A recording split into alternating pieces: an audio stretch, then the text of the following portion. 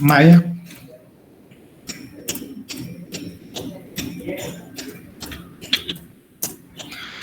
Los mayas fueron, digamos, se les consideraba grandes observadores del cielo.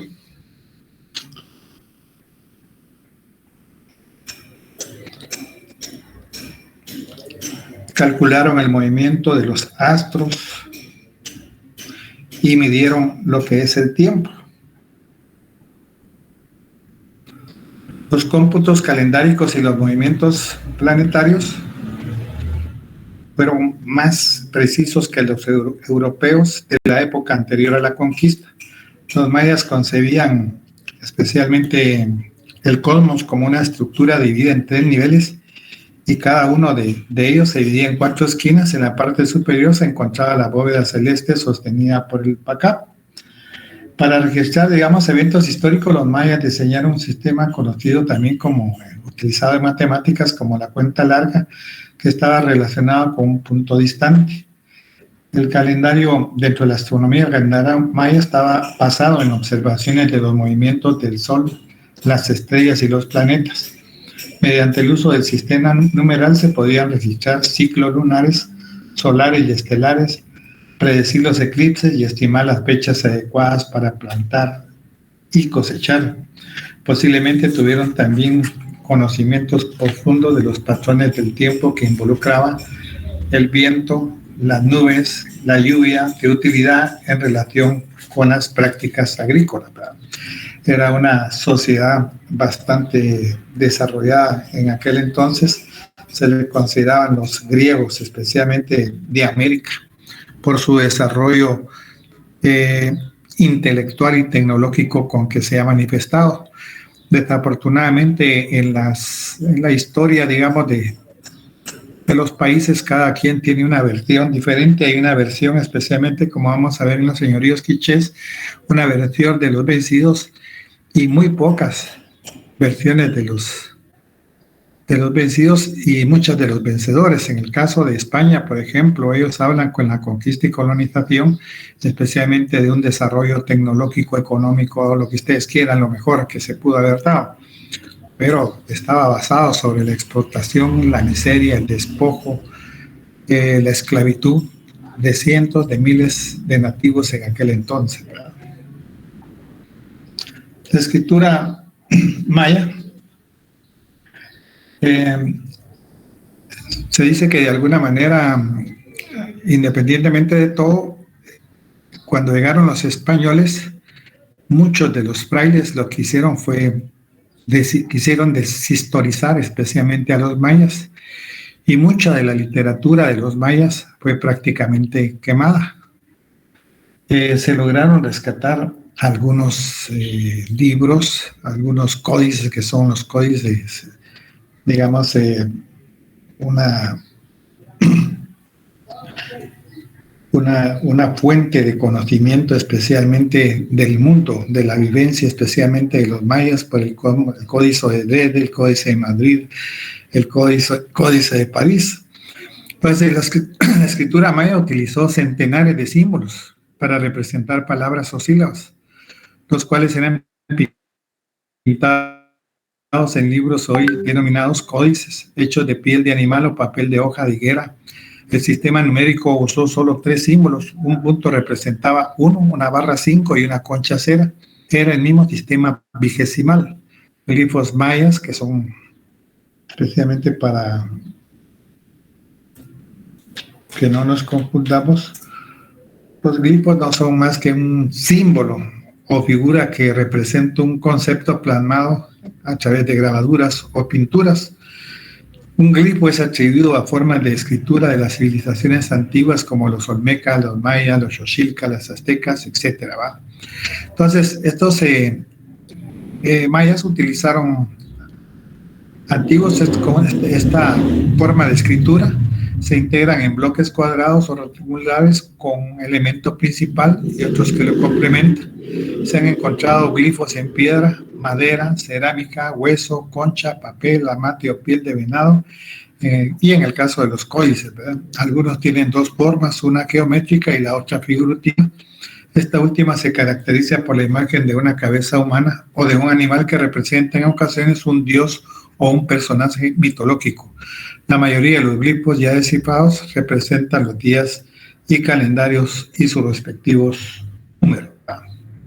Aquí podemos observar, digamos, un segmento del códice trocortesiano de los mayas, donde se explica, digamos, cómo adivinaban o predecían el futuro de los sacerdotes o cultura. Estos códices, digamos, tenían cada uno su función esencial. Por ejemplo, el códice de Dredden, aunque contiene muchos horóscopos y algún material ritual, es esencialmente un tratado sobre lo que es la astronomía. El códice trocortesiano, que está en Madrid, si bien encierra algún material perteneciente al ritual, es principalmente un libro de texto de adivinación para ayudar a los sacerdotes a predecir la muerte. Y el códice pereciano, que está en París, contiene algunos horóscopos, más que todo de rito, de carácter ritualista. Entonces, estos códices son una belleza. Ustedes es impresionante el color. Y por ejemplo, en los países donde se encuentran radicados, o los cuidan o los protegen, su conservación es significativa. Creo que si hubieran estado en Guatemala, como muchos otros documentos, ya hubieran desaparecido o estuvieran en manos de particulares, como tantas obras, digamos, que se han apropiado en el contexto de cómo se han ido encontrando este tipo de documentos. Guatemala tiene en la hemeroteca, en la Biblioteca Nacional, especialmente en los archivos de la biblioteca, un sinnúmero enorme todavía de documentos por leer. Para ustedes se necesita mucho tiempo y hay muy poco personal. Todavía hay, digamos, cartas, mensajes y todo de diferente tipo de época de aquel entonces, pero que posiblemente no son de efecto primario o primordiales, pero sí se ha ido tratando de encontrarle una solución a esta problemática que se encuentra, especialmente para dar a conocer parte de lo, no solo de la escritura en aquel tiempo, sino lo que se interpretaba en este momento. ¿Cómo era el arte y la arquitectura de los mayas? Esencialmente en la arquitectura maya se pueden distinguir, digamos, dos tipos de edificación. Las pirámides escalonadas, que se engalanan con frontones esculpidos que se piensa que son escenas mitológicas mayas, y asimismo los palacios de un piso que poseían fachadas con gran ornamentación. Incluyen estructuras arquitectónicas, esculturas de piezas talladas de madera, modelado de estuco, pintura, murales, escritura y libros, cerámica, piedras preciosas y otros materiales de escultura y decoración corporal. Los arquitectos mayas utilizaron una variedad de técnicas, realzaron importantes templos y palacios, elevándolos sobre pirámides, plataformas y acrópolis. Además, utilizaron ampliamente las fachadas para exagerar la altura y la belleza de sus edificaciones. Lo que se utiliza mucho es, digamos, en aquel tiempo, el estuco es una técnica de decoración que se utiliza principalmente para decorar paredes y techos, con el objetivo de darle un más o menos acabado estético y elegante que realce el ambiente, ¿verdad? Y también se dice que es un impermeabilizante porque absorbe la transpiración, especialmente de las paredes. En el arte y la arquitectura maya debemos de recordar que, digamos, la majestuosidad con que Guatemala o los mayas cuentan, especialmente sus edificaciones, son muy significativas. Son edificaciones o pirámides perfectas para ustedes, con un sentido, cada una tiene un sentido diverso. Algunas fueron utilizadas especialmente para la astronomía, otras han servido especialmente para hacer rituales o también sacrificios humanos para ustedes. Y en el fondo muchas veces de las pirámides se encuentran bóvedas en las cuales se enterraban especialmente a los nobles de aquel tiempo.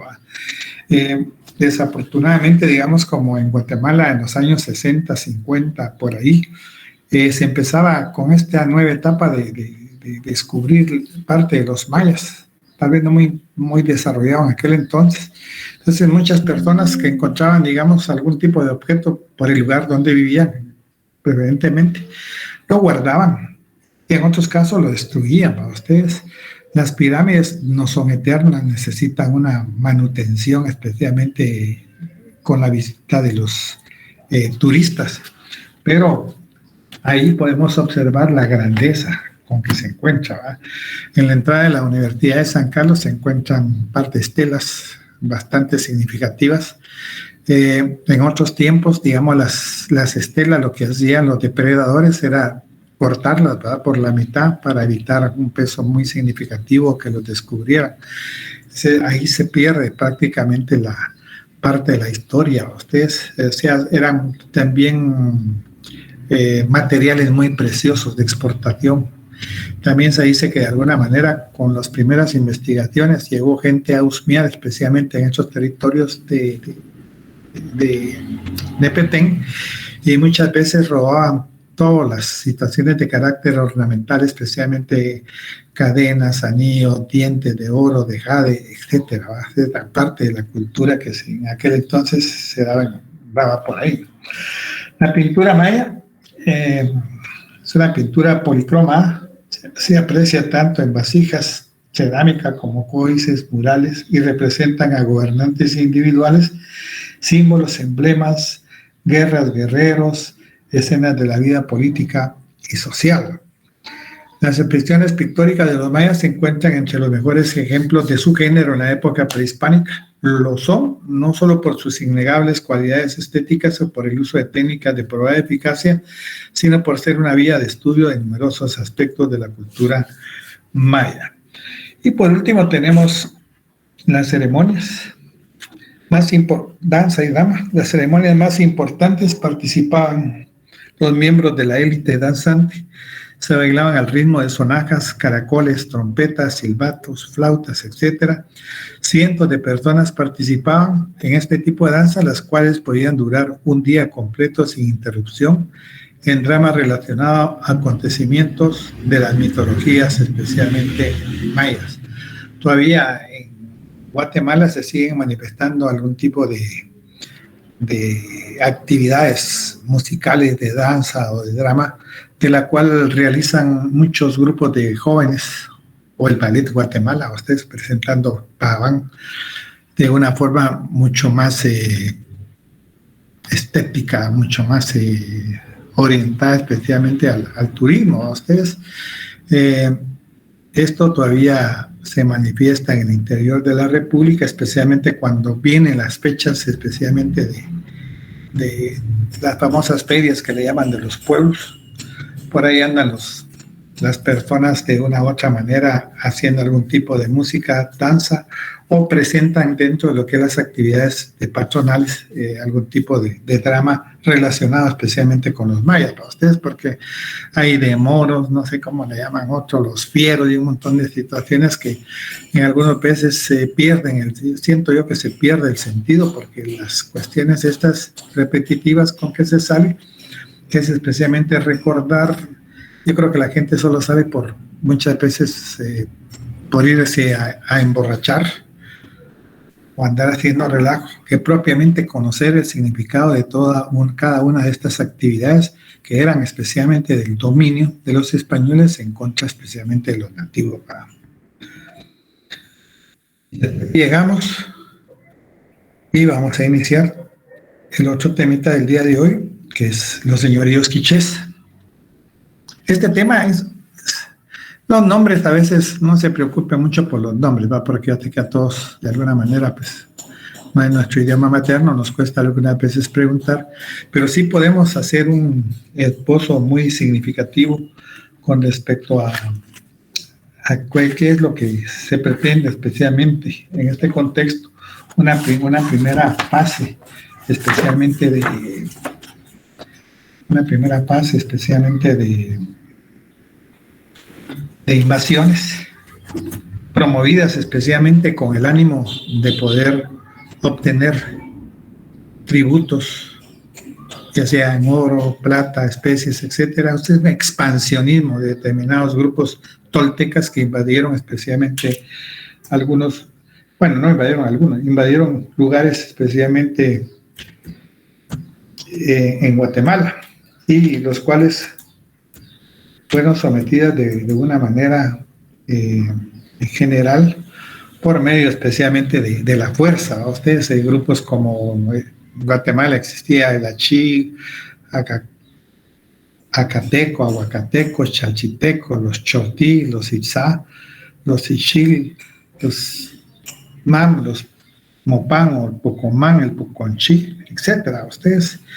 Entonces, lo que se trata aquí es observar, digamos, el poderío, especialmente de los grupos mexicanos, de los toltecas, que más adelante van a dar paso a lo que son los quichés y cachiqueles, y cómo de una forma estratégica logran subyugar especialmente a pueblos más pequeños. Digamos, los cachiqueles eran una rama especialmente tolteca dedicada especialmente a la guerra. La gente estaba preparada, mientras que en los grupos minoritarios en Guatemala no tenían acceso. Algunas veces aceptaron de buena manera la conquista, pero por otro lado los que se oponían podían ser sacrificados. Entonces, grupos de los señoríos quichés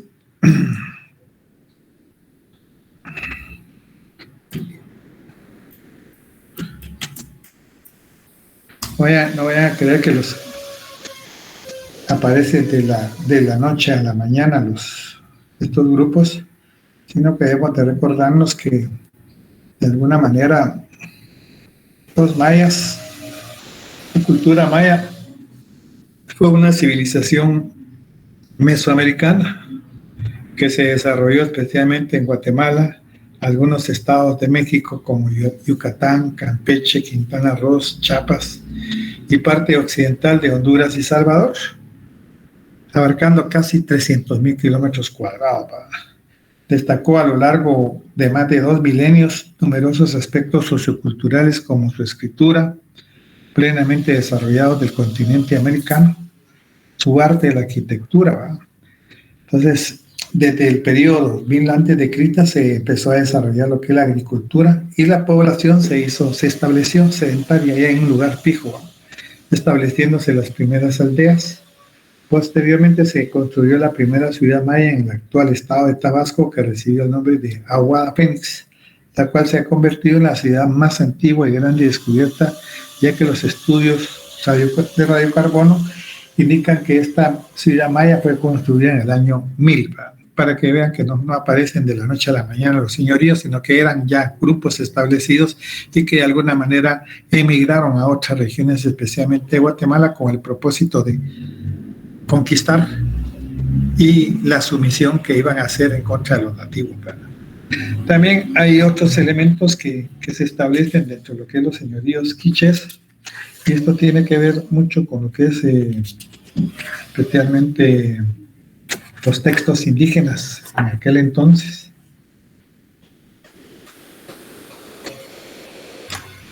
Dentro de esto vamos a tener o plasmar algunas hipótesis. Desde luego que es una primera documentación disponible. Dentro de los principales libros que tenemos es el Popol Vuh, Rabinal Achí y el Memorial de Sololá. Forman parte de la historiografía sobre América antes de la llegada de los españoles. Hay otro tipo de información, especialmente que se refiere sobre los títulos de tierra. Estos generalmente fueron escritos por los sectores muchas veces dominantes y no de los vencidos. Su interpretación muchas veces puede variar para ustedes, porque los nativos pues no sabían escribir.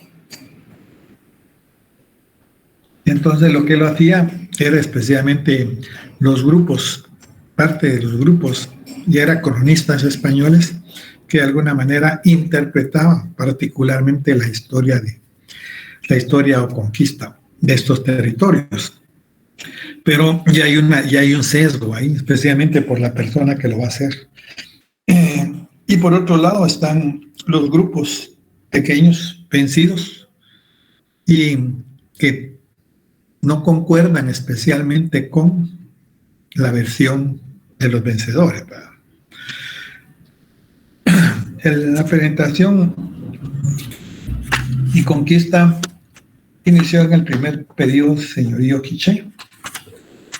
El proceso histórico se inicia cuando grupos humanos se asentaron en distintas regiones del país, principalmente en las tierras bajas del Atlántico, donde alcanzaron su mayor esplendor. Las tierras bajas son todo lo que pertenece especialmente a Petén, y tierras altas es cuando nos referimos especialmente a todo el contexto que se refiere al altiplano guatemalteco, Huehuetenango, Quiché, Sololá, etc.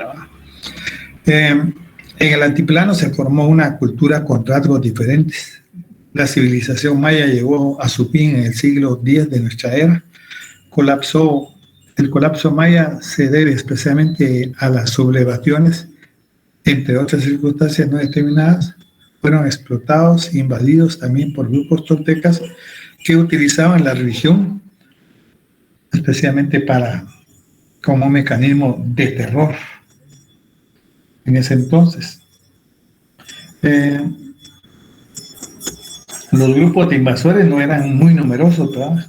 Pero lo que sí tenían era que eran diestros, estaban acostumbrados especialmente a la guerra. Y la religión en aquel entonces servía especialmente para aterrorizar a los pueblos, y que eran grandes codiciadores especialmente de lo que es la riqueza. Entonces, esto es una primer periodo. En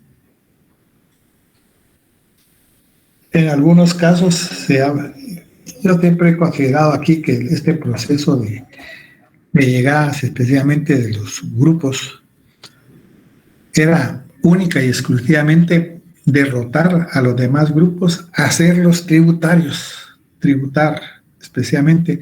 No se les desposeía de la tierra a los vencidos, pero sí tenían de alguna manera que pagar tributo al gobernante especialmente de turno. Entonces se dice que esta fue planificada y el motivo va a ser riqueza y poder.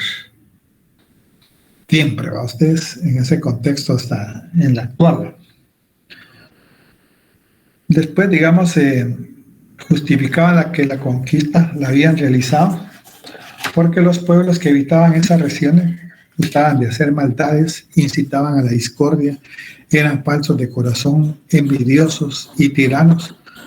Fue la codicia de riqueza la que impulsó esta invasión de carácter tolteca.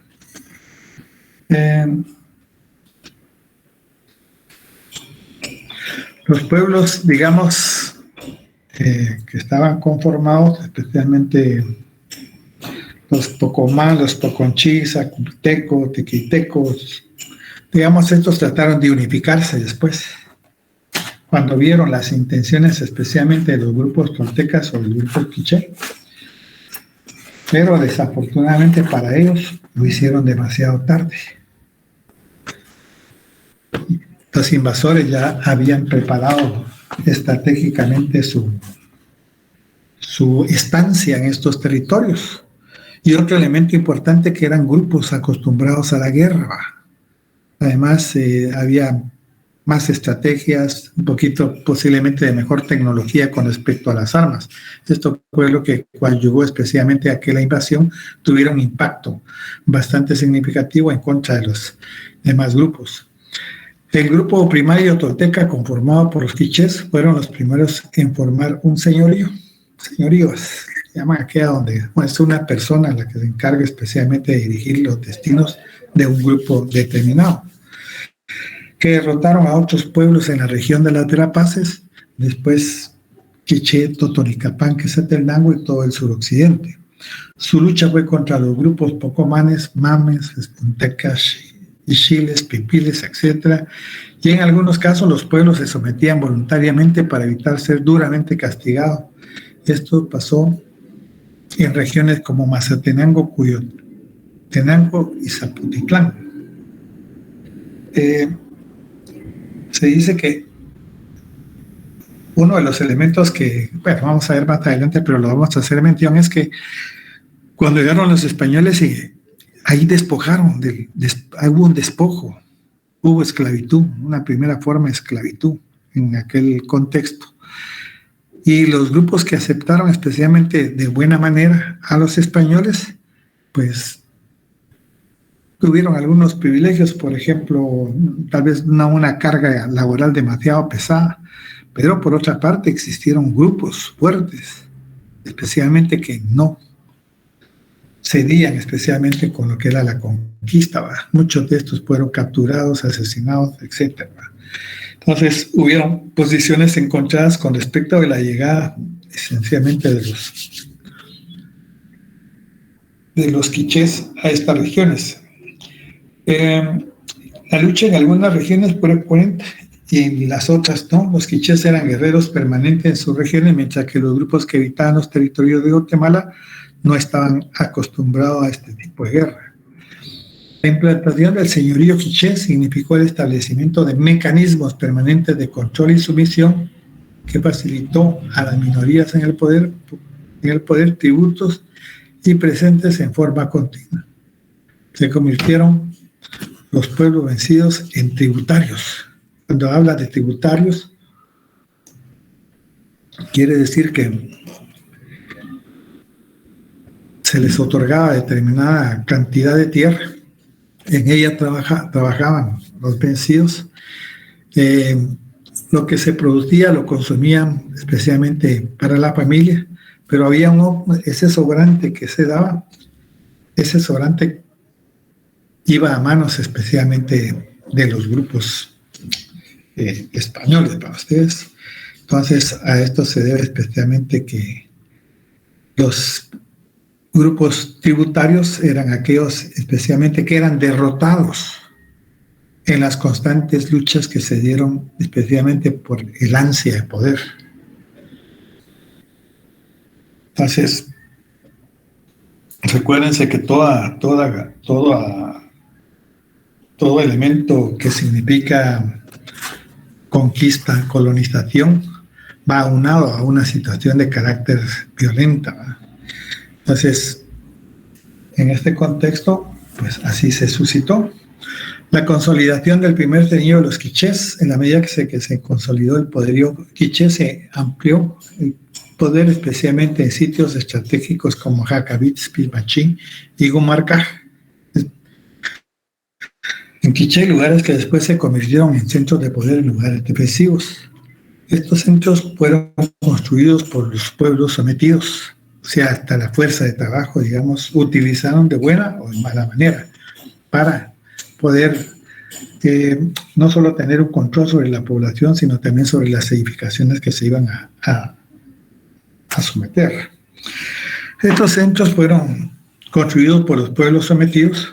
El poder político estaba en manos de los ninjas, en donde el linaje Cabet de los Nima Quiché mantenían hegemonía y los principales puestos de mando. Después el poder pasaba a centros urbanos intermedios, Chinamit, jefes menores, caciques.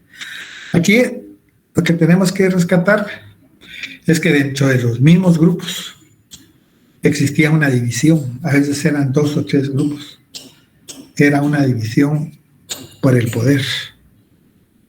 Cada quien quería obtener mejores dividendos. Y de hecho, me imagino que así lo lograron para ustedes, no hubo tanto contratiempo. Ya las personas encargadas de cualquier tipo de actividad ya podían conocer cuáles eran las intenciones para ustedes. Después tenemos lo que va a ser los principales puestos de mando del poder, pasa a centros urbanos intermedios llamados Chinamit. Jefes menores, caciques o cabezas de Chinamital administraban las mayorías de poblaciones que vivían desparramados por quebradas y montes. Aquí hay de hacer notar que los españoles tampoco fueron demasiado tontos, ¿verdad? En este contexto, digamos, este poder que pasaba a los centros urbanos intermedios por jefes menores, caciques, digamos, cuando los españoles llegaron a América, llevaban 2 elementos importantes que establecer. Uno era el poder de la corona española y el otro era la evangelización. Entonces, de alguna manera, las personas que aceptaron voluntariamente esa situación estos fueron dejados como vasallos. Pero hubo grupos que no estaban de acuerdo, hubo grupos que decían, bueno, ¿y por qué nos van a quitar nuestras tierras y todo lo referente? Entonces le declararon la guerra a los españoles. Estas personas o estos sectores van a terminar siendo esclavos. Dentro de la época de los mayas existieron esclavos, ¿verdad? No por muchos cientos de años, pero sí hubo por décadas, hubieron esclavos. Y sobre las espaldas de ellos caía todo lo referente a la arquitectura. Otro elemento importante es que algunas poblaciones, digamos, se iban especialmente para las quebradas y montes, mientras se arreglaba su situación de carácter jurídico. Desde los centros intermedios se administraban las poblaciones tributarias, tenían como función controlar y recaudar el tributo de grupos familiares. No hubo ningún sistema igualitario con otros grupos. Los pueblos vencidos seguían en pertenencia de sus tierras y los jefes de familia dilucidaban todos los problemas que ahí se presentasen. Y eran muy unidos, especialmente con respecto a lo que es la familia, a hacer reuniones. Y digamos, al juntar a la familia, pues el jefe o el cacique hacía ver las situaciones más o menos de carácter hereditario que se transmitían ahí. Los pueblos vencidos seguían en pertenencia de sus tierras y los jefes de familia dilucidaban todos los problemas que ahí se presentaban, es lo que les hablaba anteriormente. Los tributos que se exigían: piedras preciosas, plumas, miel, cangrejos, algodón, maíz, frijol, cacao, pataste, frutas, pescado, telas, etc. Imposición de trabajos artesanales y domésticos, entrega de mujeres, muestran asimismo cómo el fin de la conquista de Quiché no era esclavizar o sacrificar a la mayoría, sino el de tenerlos sujetos a control en las diferentes actividades que se realizaban especialmente en el campo en aquel entonces. Fue el trabajo de las comunidades que permitió el engrandecimiento de las minorías. Existían centros de actividad comercial, pero que únicamente podían realizarlas especialmente las gentes que tenían los recursos económicos, digamos los nobles, ¿verdad? Ellos sí podían hacer ese intercambio, comprar, ¿verdad? No es como cuando uno llega a veces a algún centro comercial, no lleva pisto, pero por lo menos va a ir a ver, para ustedes ahí en aquel tiempo, ¿no? Las personas que no tenían recursos económicos, pues terminaban trabajando en diferentes tipos de actividades. El señorío Quiché encontró, por ejemplo, su principal sostén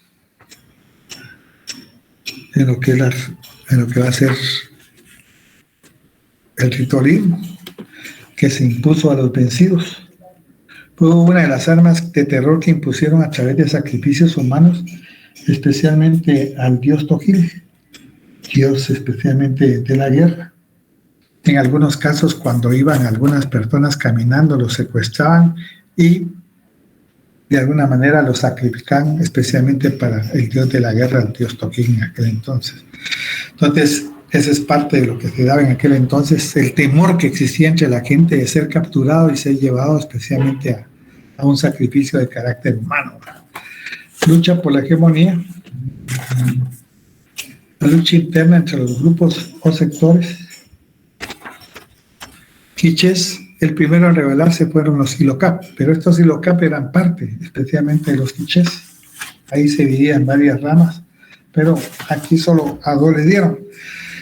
Se dieron cuenta que se repartían los mejores puestos dentro de ese círculo cerrado que mantenían. Entonces los Ilocap lo que hicieron fue tratar de obtener también mejores recursos y quisieron dar como un golpe de estado, pero desafortunadamente para ellos fueron capturados, vencidos, muertos y algunos exilados. Entonces eso es parte de lo que se da durante este contexto del dios de la guerra. Existieron también otras sublevaciones en otros sectores o grupos de poder como los Cabek, los Najib, los Sahau Quiché, y concluyó hasta que se perdió mayor participación en los pueblos de mando.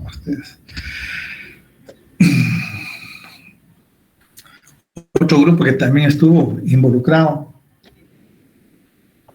en actividades propiamente guerreras eran los cachiqueles, grupo eminentemente guerrero dedicado especialmente a este tipo de actividad. Desde el principio de la conquista fueron sus méritos o victorias las que le dieron debieron engrandecer y asentarse en Cumarcaja o Etenango, pues muchas veces se servían como soldados a la defensa del señorío quiché. Estos sometieron a grupos como Pocomanes y Sutugiles, siempre con el ansia de poder y engrandecimiento. De la gran invasión tolteca, 3 grupos se consolidaron: los quichés, los cachiqueles y los sutuiles. Los 3 eran grandes enemigos y mantuvieron una lucha constante por el poder, y era la única manera de mantener la explotación tributaria, especialmente en las comunidades agrarias. Desafortunadamente, esa desunión que existía entre estos grupos fue que la conquista y colonización de Guatemala no fuera, digamos, tan violenta como en otras ciudades. Algunos se plegaron a este tipo de actividad. El final de los señoríos. Estos 3 señorías luchaban constantemente y permanentemente, entre ellos con el fin de obtener mejores tributos. Las luchas eran en los centros urbanos de la población en que ellos vivían. Explotación de sus antiguos dominadores, sino que también de los nuevos conquistadores. Los señoríos quichés difícilmente opusieron resistencia a los soldados, muy debilitados por las continuas luchas o luchas internas, y los cachiqueles ayudaron a derrotar a los españoles, ayudaron a derrotar a los quichés, y creyeron con eso. O sea, se prestaron a las órdenes de los españoles. Miren, nosotros conocemos a los quichés, etc. Y llegaron y los derrotaron sin saber que más adelante, con el tiempo, estos grupos que habían sido vencedores, o sea, los cachiqueles que habían ayudado a los españoles a derrotar a los quiché, van a sufrir las mismas consecuencias que los quichés. Van a ser sometidos especialmente a este tipo de empresa. Los señoríos quiché dominó gran parte del altiplano guatemalteco, pero no existió una unidad o único señorío. El señorío quiché está dividido en 3 ramas. El señorío quiché estuvo compuesto por 3 ramas. El Nama quiché, Tamum y Locap, la primera. Tanima quiché fue la que controló propiamente el poder, pero sin embargo en el altiplano guatemalteco no solo existió el señorío quiché, sino también cachiqueles y sutuiles, y la mayoría de textos indígenas fueron escritos con el propósito de alegar ante la audiencia méritos antiguos y derecho a jurisdicciones de carácter territorial. Otro elemento que se dio en aquel entonces eran los pueblos de indios. Vamos a ver más adelante. Los pueblos de indios tienen una finalidad bien específica. Uno, que muchos campesinos, cuando les quisieron imponer tributos, huyeron hacia los montes. Y más adelante lo que van a hacer para que regresen especialmente estos grupos de personas, se van a concentrar en un solo lugar. Uno, porque la verdadera conquista no se da a través de las armas, para ustedes. Se dice que la conquista, porque en aquellos momentos, las personas que se desparramaron especialmente a barrancos, quebradas, etcétera, por ahí lograron establecer algún tipo de agricultura. Sin embargo, lo que hicieron los españoles fue quemar esos campos, y los nativos tuvieron que llegar a los poblados a entregarse. Esa es la verdadera conquista, cuando se va a obligar a pagar, ya sea en especie o fuerza de trabajo, la explotación que se da. Entonces, el pueblo de indios era la concentración especialmente de los diferentes sectores humanos. 2, estos pueblos de indios ya establecidos no solo permitían el control, además permitían lo que era la evangelización. Y hay 2 elementos. Y un tercer elemento importante que se da durante esta época es la evangelización, que se va a tener especialmente por parte de los españoles en contra, afectando grandemente a las poblaciones nativas. El surgimiento de los señoríos quichés no fue otra cosa que el establecimiento en el altiplano guatemalteco de estructuras despótico tributarias. Con la conquista de los españoles se transformó las condiciones de ciudad-campo, con la propiedad privada de la tierra, disminuyendo consecuentemente las tierras para el uso común de las gentes y la obligación de los naturales a trabajar en las tierras con los nuevos deons, exceptando, por supuesto, lo que eran los principales.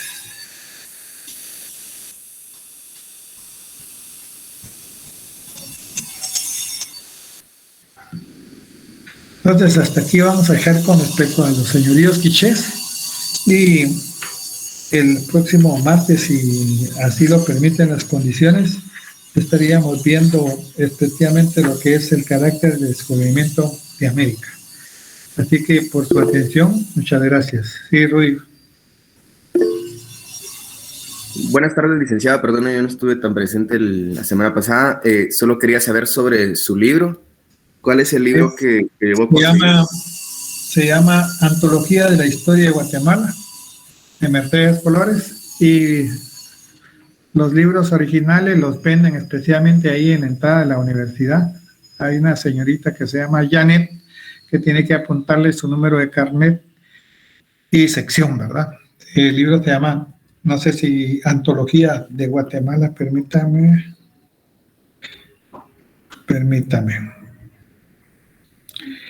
Creo que tenía la pasta.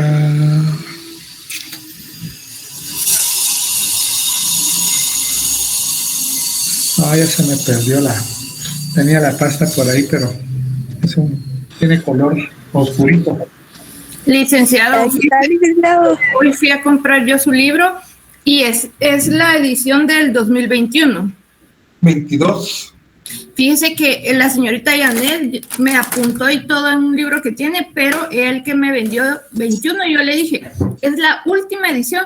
Sí, esta es la última edición, me dijo. No, si quieres se lo muestro, porque ¿en serio? Ese fue el que me... Pero mire, hija, ahí en la página de adentro, en la primera página, ¿dice 2022 o 21? 2021. No, ahí vamos a ver. Sí, porque yo sí fui bien clara con ella y le dije, mire, vengo hasta aquí, le dije, porque aquí dio la indicación, usted se llama Janet.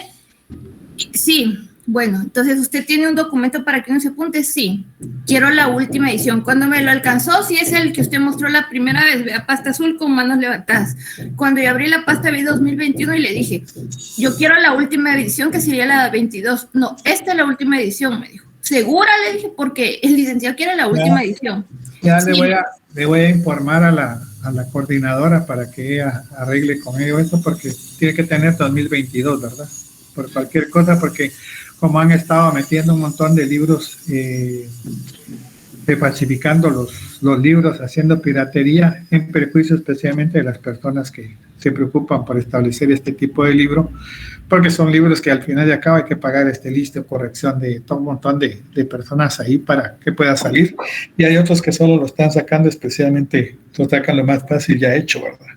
Entonces siempre Rosimar me hace el favor de recordarme el martes. Sí, perfecto, porque el libro sí me costó 150 y sí era la tercera que me apuntaba en la lista, pero después que llegaron un montón y se llevaron un montón de este libro, ¿verdad? Entonces, sí hablé con ella para ver qué podemos hacer los que ya lo adquirimos en la versión 2021. Está bueno, mija, muchas gracias, muy amable. Gracias. Francisco Javier. Gracias, licenciado. Buenas tardes. Solo con una consulta. Si fuera tan amable, dice que mi duda es respecto al examen de ciencia política retrasada el día de mañana. Sí. El contenido es de todo el libro, ¿verdad, licenciado? El último contenido. Creo que... del examen del... Creo que es partidos políticos, grupos de presión y gobernabilidad, creo que son. Sí, yo creo que sí. Muchísimas gracias, licenciado. No tenga pena. No tenía duda, muchas gracias. Ok. Entonces, solamente Patoco, si Dios primero, nos vemos el próximo día, martes, si Dios lo permite. Feliz tarde, Lic. Feliz tarde.